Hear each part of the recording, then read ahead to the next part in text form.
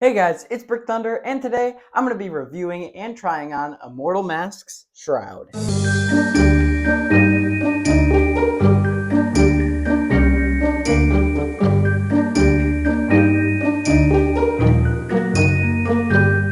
Okay, so this is a pretty different video. I don't have a box or anything to unbox, no prop, just a mask. Now, I have done one other video similar to this, that was with the Distortions Unlimited Solarian, but this is a silicone mask, and I'm going to go over why that is such a big deal, why it's very different from latex masks, and then we'll try it on and see how it looks. But here it is, let's get started.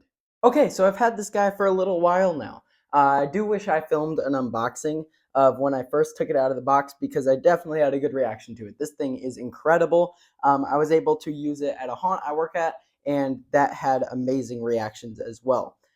So definitely super overall happy with this thing. It is also a bit customized. Immortal does allow you to do small changes for free. That you can also do a completely new paint job and stuff like that. But I believe that does have a bit of an extra charge. But I got these custom teeth here. These are the teeth from their flesh variant, although the rest of him is their metal variant. I love the metal. I think it looks great. It looks awesome on the bone here, and then the rest of it just looks like really creepy. That looks much more monster-like than human. The flesh looks great, and it looks very realistic, but I just like the extra monster look. But that is all the customizing I did to it because overall I think this thing is great. You can also get it with horns as well. The horns are huge too. They come out of the top there, so they can add that for an extra charge. But in a second we will get up close and look at this thing closer, and I will put it on to show the movement, which is the next thing I'm going to talk about. Silicone is very different because of the movement. As you can see, it is much stretchier. It is much just more wiggly than a latex mask would be. A latex mask, you can hold it from the bottom and it'll support itself up. This, as you can see, if I did that, it just droops. And this is a bit smaller. They explain in some of their videos, it's a bit smaller than a human head, so that when it does stretch, it comes back onto your face very tight, which allows you to see mouth movement amazingly, especially with one like this with such a huge mouth. They have ones that more perfectly fit your lips, so it looks like you're actually talking. But with one like this, you can tell it's going to be a pretty crazy mouth movement. You can also see eyebrow movement, and the neck works great because the part around your chest will stay put, but the neck stretches like real skin. And overall, silicone really just makes it look like real skin. And it also allows a bit more detail, it seems, than most latex masks. But yeah, overall, silicone is great. It is a much higher price. This guy was about $650, I believe, and some get over $1,000 and more. But I think it is definitely an awesome investment, especially if you run or work at a pretty professional haunt. These are more professional grade. It's definitely worth it. Okay, so one last thing before we put it on and see all the movements. I do want to talk about how to put it on. If you are planning on purchasing or you just received your first silicone mask, it's a bit different than latex, as you can tell. One major thing that's different is most latex masks that are meant for wearing, some aren't, like the Solarian, but ones that are meant for wearing have a cut up the bat and a circle so that nothing else tears. With silicone, if there is a tear, it will continue. So you do have to be pretty careful handling these, and also there is no cut because of that. So what you have to do is you have to kind of, with this one, I just fold it over a bit. Try to get that to stay. Fold it over like this a bit. It's going to be a bit different for every other one. As you can see, he's got this spinal type piece running down the back of him, so it makes this one a bit hard to work with. But what you're going to do is you're actually going to put your hands in until you can see the ear hole. You might not be able to on camera. If I come a bit closer, maybe. But there's a little ear hole right here so you can hear, so it's not cushioning your ears too much.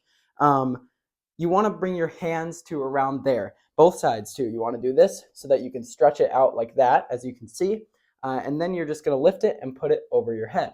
And that's pretty much it. After that, once it's on, I can show you guys once I have it on how to adjust it.